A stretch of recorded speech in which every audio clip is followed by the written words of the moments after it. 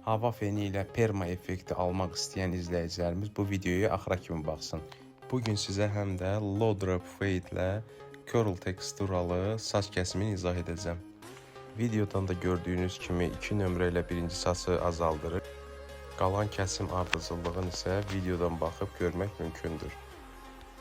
Əlbəttə ki, kəsim texnikasının izahı bərbərlər üçün nəzərdə tutulub, amma sonda edəcəyim fen ilə perma effektin siz ev şəraitində belə edə bilərsiniz. Bir də onu xatırladım ki, sonda göstərəcəyim perma texnikası burğa meyilli saçlarda daha effektiv olur.